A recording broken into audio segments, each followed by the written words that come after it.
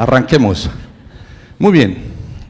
Dentro de lo que se me planteó es el manejo actual de los antihipertensivos anteparto y posparto.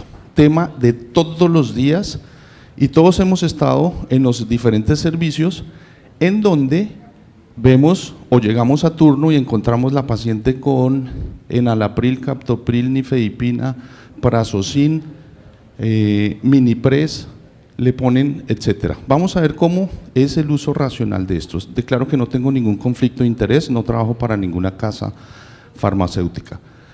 Yo siempre que hablo de preeclampsia aprovecho para presentar esta diapositiva. Este es nuestro algoritmo de manejo de los trastornos hipertensivos del embarazo.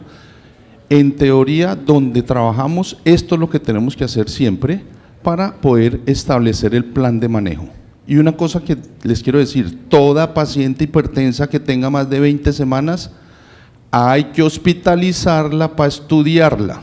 No se debe tener manejo ambulatorio porque puede ser una preeclampsia.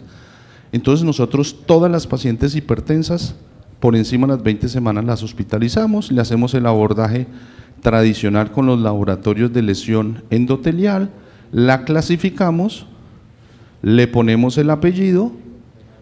Aquí tenemos cómo clasificarla desde el punto de vista de clínica o laboratorios de su trastorno hipertensivo. Si tiene preeclampsia o vascular crónica con preeclampsia, no la volvemos a dejar salir del servicio.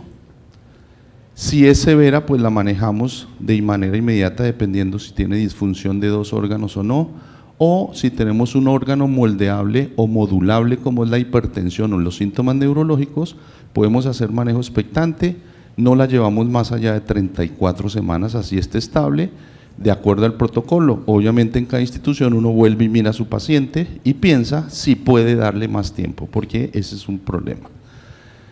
Nosotros ya entramos en la moda de los marcadores bioquímicos, los angiogénicos y antiangiogénicos con las relaciones FLIT-PLGF, para aquellos pacientes que tenemos dudas de cómo le debemos abordar. Y sí tenemos manejo ambulatorio para las señoras con vascular crónica o hipertensión gestacional, y esto es lo que tenemos que ofrecerle a esas pacientes. Si la paciente debuta con crisis, es otro cuadro clínico completamente diferente. A eso le hacemos, o eso es lo que hacemos con todas nuestras pacientes. ¿Por qué? Porque hemos perdido la batalla con preeclampsia. Definitivamente se nos siguen muriendo y se nos siguen complicando, como vimos ayer. Entonces lo primero que tenemos que tener todos de acuerdo y ponernos de acuerdo es ¿qué es hipertensión en el embarazo? Facilísimo. Todas las sociedades científicas canadiense, ACOG, la Guías de Canadá,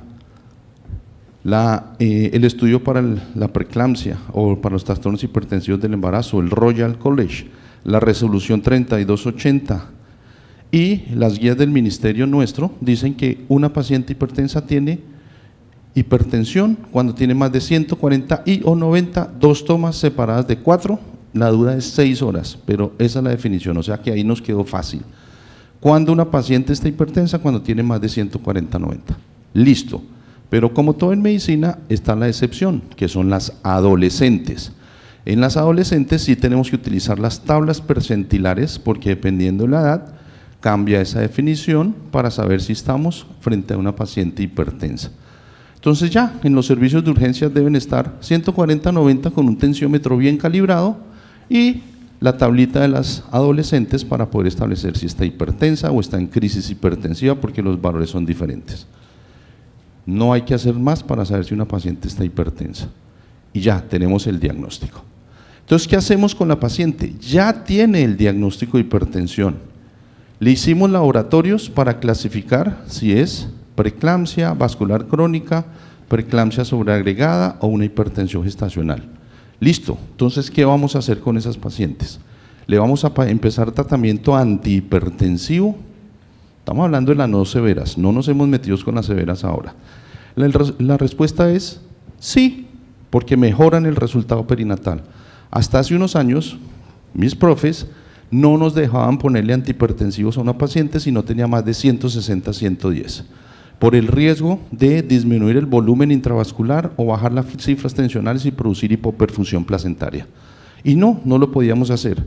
hasta que afortunadamente en la literatura empezaron a aparecer los trabajos, y a partir de este que se llama el CHIPS, en donde se hizo la evaluación de qué pasaba si nosotros le damos antihipertensivo a las pacientes con una tensión arterial por debajo de 140, de 160 a 110, y este trabajo demostró, con todas estas variables que se estudiaron, que lo único que hace que nosotros le demos un antihipertensivo a una paciente con cifras tensionales entre 140 a 90 para arriba es evitar crisis hipertensivas. No demostró nada más. Pero eso es buenísimo con nuestras pacientes, porque cuando tenemos una paciente hipertensa que hace crisis, preeclampsia severa, le damos el tratamiento y si vuelve a hacer crisis, para afuera. No podemos hacer manejos expectantes. Entonces, eso demostró en la literatura, y ya todas las diferentes sociedades que les mostré adoptaron que toda mujer embarazada por encima de las 20 semanas o antes, que tenga tensión arterial por encima de 140 y o 90, se beneficia del uso de los antihipertensivos para evitar crisis, ¿sí? Eso es muy importante. No disminuyó la evolución de una preeclampsia, no disminuyó las complicaciones cuando la paciente le da preeclampsia, no disminuyó la estancia intrahospitalaria cuando el bebé nace prematuro, pero sí disminuyó crisis, que eso es un punto ya a favor. Entonces, ¿qué vamos a hacer nosotros con estas pacientes? Usar antihipertensivos cuando cumple el criterio. Ya, entonces, ¿qué antihipertensivo vamos a utilizar nosotros para asegurar el resultado? Entonces, en los diferentes journals y en las diferentes guías, definitivamente hay 3 drogas que cumplen con las condiciones para que sean efectivas, que no tengan efectos indeseables maternos y, el más importante, que no tenga efecto teratogénico. Y los medicamentos que pasaron esto, aquí están en orden que lo usamos nosotros aquí en Colombia. En los americanos y en los europeos empiezan con la betalol, la nifedipina de depósito, la nifedipina de 30 miligramos también funciona, y el alfa-metildopa. Nosotros, ¿por qué hicimos esta inversión? Porque el alfa-metildopa tiene una ventaja con respecto a la nifedipina. ¿Cuál es? Efecto secundario de la nifedipina: cefalea, rubicundez, aumento de la frecuencia cardíaca. Y si estamos en el contexto de una preeclampsia que se nos queja de cefalea, será compromiso neurológico, inminencia de eclampsia, nos va a convulsionar, nos puede enmascarar el cuadro clínico. Entonces, por eso se invirtió. Pero esto es lo importante: siempre que esté con tensión por encima de 140-90, por debajo de 160-110, es la indicación. Por si tiene más de 160-110, eso se llama crisis, y ya el protocolo es diferente. Pero miren lo que nos recomienda la literatura. Si nosotros tenemos las cifras tensionales por debajo de 120-80, debemos suspender el medicamento, porque eso sí afecta el flujo placentario. La circulación placentaria se ve alterada, por lo tanto podemos llevar a insuficiencia placentaria, y ya sabemos que eso se va a traducir en restricción del crecimiento. Eso es lo importante. Algunos trabajos ya dicen que de pronto podíamos esperar hasta cifras diastólicas de 75, pero son trabajos aislados. El consenso sí es 120-80. Entonces, si se dan cuenta, miren, la guía de manejo es muy sencilla, dentro de lo cual nosotros, ¿qué tenemos? Primero que todo, confirmar que la paciente está hipertensa, mirar si tiene compromiso de órganos. La vamos a hospitalizar desde el momento del diagnóstico. Vamos siempre a madurar estas pacientes. ¿Por qué? Por el riesgo de que toque desembarazarla en cualquier momento. Y ustedes me pueden decir, pero ¿y si no la desembarazo? No importa. Ahí sí tiene menos eficacia, pero tiene eficacia. Y miren, apareció esto: usar antihipertensivos. Y esa paciente se va a seguir vigilando hasta, si es una preeclampsia no severa o una hipertensión gestacional o una vascular crónica que necesitó droga, hasta la semana 37, y ahí sí los trabajos que son en HIPITAT 1 y HIPITAT 2 nos demostraron que no tiene ningún beneficio para el bebé y sí mayor riesgo para las mamás. Entonces el objetivo es 37 semanas. ¿Cuál medicamento podemos utilizar? Miren que aquí les tengo todos los medicamentos, y los 2 que están en rojo durante el embarazo están los antagonistas del receptor de la angiotensina y los IECAS, por el efecto teratogénico. Lamentablemente, los IECAS tienen efecto teratogénico. ¿Por qué digo lamentablemente? Porque la fisiopatología de la enfermedad en preeclampsia, ¿por qué se sube la tensión? Es por un efecto sobre el sistema renina-angiotensina-aldosterona. O sea, es el medicamento ideal, pero tiene efecto teratogénico. O sea, por eso no lo podemos utilizar. Tengan esta idea en la cabeza. ¿Y por qué? Porque en el puerperio es el medicamento que hay que utilizarlo. ¿Por qué? Porque ese es el mecanismo fisiopatológico de la preeclampsia. Muy bien, entonces miren que los trabajos han ido avanzando y ya nos dicen alfametildopa, nifedipina retard o la de 30 miligramos, la betalol, y empezó a aparecer trabajos con amlodipina. Son seguros en el embarazo, entonces los podemos seguir utilizando, ya vamos a ver cómo lo vamos a hacer. Y ya hay diferentes artículos que respaldan esto. No debemos utilizar los diuréticos en gestantes tampoco por disminución del volumen intravascular y disminución del aporte del flujo a la placenta que puede repercutir en perfusión placentaria y llevarnos a un estado fetal insatisfactorio. Muy bien. Entonces miren nuestro protocolo, lo sencillo que es. Toda paciente que llegó hipertensa al servicio la hospitalizamos. ¿Por qué? Porque tuvo cifras tensionales por encima de 140/90, 2 veces, separadas de 4 a 6 horas. Una vez hipertensa, no hace el diagnóstico de hipertensión. Y si ustedes se la toman y le dio 150/100 y después se la toman y les dio 110/60, alguna de las dos está mal tomada. Sí, eso no es el comportamiento de la fisiopatología. Listo, entonces la paciente la hospitalizamos. Si están más de 160/110, vamos al protocolo de crisis, que ya lo vamos a ver, y le empezamos tratamiento farmacológico.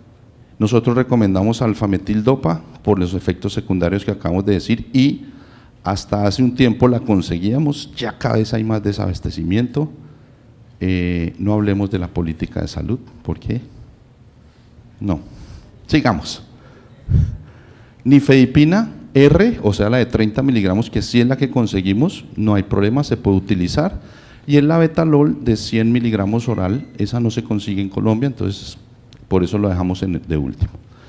Le empezamos su tratamiento y le vamos a valorar sus cifras tensionales. ¿Cuál es el objetivo? Tener la tensión siempre por debajo de 150/100. La señora puede estar un poquito hipertensa, pero no va a tener riesgo cardiovascular ni de eclampsia cuando está por debajo de 150/100. Por encima de 150/100 ya tenemos que pensar diferente. Y obviamente la de 160/110 ya está en crisis. Y el objetivo es llevarla y no bajar la tensión más allá de 120/80. Listo. Nosotros podemos incrementar las dosis del antihipertensivo, esa es la recomendación, subir la dosis al tope, no agregarle otro para ver cómo es el efecto sinérgico. Se le agrega al tope y si no logramos el objetivo, le agregamos otro antihipertensivo que se pueda utilizar. Y todos funcionan de mecanismos diferentes, entonces sí se puede potenciar el resultado. Entonces, ¿qué hacemos con la paciente? ¿Sigue hospitalizada? Sí, la preeclampsia no severa y la preeclampsia sobreagregada a una vascular crónica, con todo esto, y le vamos a dar su antihipertensivo. Listo, se solucionó el primer problema. Si la paciente no cumple con los criterios de preeclampsia, no tiene que estar hospitalizada. Son las vasculares crónicas que se descompensaron, son la hipertensión gestacional. A esa señora le vamos a hacer manejo ambulatorio. Esto es lo importante, asegurar el control semanal, que la tensión nunca se nos baje más de 120/80 y la ambulatoria sí debe estar por debajo de 140/90. No 150/100, la ambulatoria. La hospitalizada le damos ese chance. Laboratorios semanales y ecografía cada 2 semanas. Si nosotros llegamos o nos enfrentamos a una paciente que debuta con crisis, ya no tenemos nada que hacer. Estos son los síntomas de vasoespasmo o la tensión por encima de 160 y o 110. Esa paciente es otro cuadro completamente diferente. Esa señora tiene una preeclampsia severa hasta que se demuestre lo contrario, es una crisis hipertensiva y todas las embarazadas son emergencias hipertensivas, o sea, hay que tratarlas. ¿Cómo? Aquí hay diferentes opiniones y resultados que nos dicen que esa paciente es una emergencia. Este es el protocolo de la resolución 3280 de cómo debemos manejar esas pacientes. Y hay 3 medicamentos que podemos utilizar: el labetalol, que sí lo conseguimos; la hidralazina, que no la conseguimos; y la nifedipina oral, pero la de liberación rápida, o sea, la de 10 miligramos. La de 30 miligramos no sirve para el manejo de la crisis. Aquí tenemos las diferentes presentaciones. No se les olvide siempre madurarlos. ¿Y cuál es el objetivo? Tener la tensión por debajo de 150/100 hospitalizada, 140/90 en manejo ambulatorio. Y aquí están los diferentes protocolos con el labetalol y la hidralazina o la nifedipina que ustedes deben considerar para el manejo de estas pacientes. Y este es el protocolo que nos dice: no se les olvide que si la paciente está con crisis, póngale el sulfato de magnesio. ¿Por qué? Porque tener crisis aumenta el riesgo de que nos haga eclampsia. Borremos el concepto que nos enseñaron que decía: póngale el sulfato, porque eso le puede producir disminución de las cifras tensionales, porque el sulfato de magnesio tiene algo de efecto vasodilatador, sí, pero no es antihipertensivo. Entonces no, póngale el sulfato, póngale el antihipertensivo de crisis, y mire que no se les olvide poner el antihipertensivo de mantenimiento, que ahí sí nos toca con el nifedipino, porque el nifedipino 20 minutos después tiene acción y nos va a mantener la paciente. Manejo antihipertensivo de crisis, acción de mantenimiento, sulfato de magnesio. El magnesio simplemente con el esquema de McPie, impregnación de 4 gramos, 1 gramo hora por 24 horas. ¿Qué vamos a hacer con estas pacientes en el puerperio? En el puerperio, lo primero que tenemos que hacer, este es nuestro flujograma de puerperio. ¿Qué quiere decir? Toda paciente que tenga trastorno hipertensivo en el puerperio debe seguir hospitalizada, no es para manejo ambulatorio. Vamos a clasificarla nuevamente si tiene preeclampsia vascular crónica o hipertensión. En teoría, estas pacientes que tienen preeclampsia deben mejorar en 48 horas, en promedio 7 días, máximo 16 días después. Entonces, ¿qué hacemos con estas pacientes? Manejo antihipertensivo mínimo por 7 días para saber. Si tenemos duda, vuelven y aplican los marcadores angiogénicos. Si la paciente le aparece la hipertensión 48 horas después o más, promedio 48 a 6 días posparto, esa señora se le va a llamar hipertensión de novo. ¿Qué puede tener? Una vascular crónica que no haya sido detectada, una preeclampsia no diagnosticada, raro, pero también puede ser. Y no se les olvide nuestras pacientes críticas. Pueden estar hipertensas porque estamos con sobrecarga de volumen por el dolor, o ya descrito que el efecto de los antiinflamatorios no esteroideos sobre las cifras tensionales es válido, o sea, puede ser simplemente por mucho ibuprofeno o diclofenac. Y si la señora persiste, ya tenemos que pensar en cosas raras como el hiperaldosteronismo, el feocromocitoma, el hipertiroidismo, la estenosis de la arteria renal y una enfermedad crónica. ¿Cómo se define hipertensión en el puerperio? La misma definición, esa no cambia, 140/90. ¿Cómo se define crisis? 160/110. ¿Cuál es el objetivo terapéutico de las pacientes hipertensas en el puerperio? Mantener las cifras tensionales por debajo de 150/100 en hospitalizada, 140/90 en manejo ambulatorio. Ojo, mensaje. No quiere decir que esto lo tengamos que bajar en 4 horas, en 3 horas, 6 horas, no, porque ese es uno de los grandes problemas. La señora de la cama 22 tiene 145/93, agréguele un antihipertensivo, no, pero que no, agréguele otro, y acuérdese que hay un efecto protector como mecanismo de protección. Cuando uno tiene muchos antihipertensivos, el organismo reacciona y dice: uy, me están bajando mucho la tensión, vuelvo y la subo, como un mecanismo, y se vuelve un rebote. Hay que esperar 48 horas para mirar el efecto si la paciente está asintomática. Es diferente si la señora tiene cefalea o cambios en el comportamiento o no orina o lo que sea, ya cambia la forma de pensar.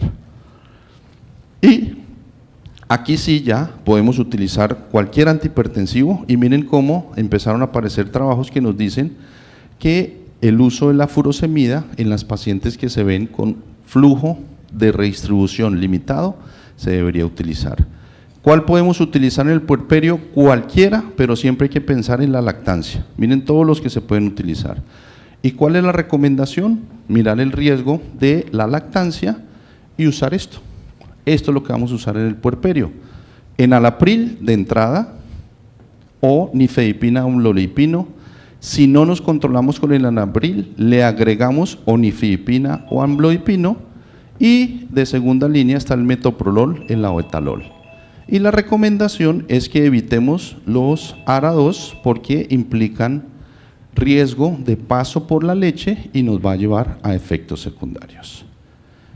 Y esto es lo que les quería contar del manejo de los antihipertensivos en el embarazo y en el puerperio. Si se dan cuenta, es algo muy sencillo que tenemos que aprender a manejar, y lo más importante es que no debemos tener o no vamos a tener una paciente que le ponemos un antihipertensivo con 122/82. Eso es poco a poco, y poco a poco se puede esperar hasta 7 días si la paciente no tiene síntomas que nos hagan pensar en una emergencia hipertensiva. Muchísimas gracias.